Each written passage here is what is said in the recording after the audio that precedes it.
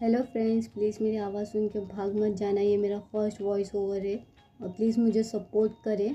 और ये पार्सल मैंने मीशो से मंगाया है, जिसे देख के तो मुझे लगा था यार ये ख़राब निकलेगा, पर जब मैंने इसे ओपन किया इसमें से एक फेरी क्लिप निकला जो बहुत क्यूट और अमेजिंग है।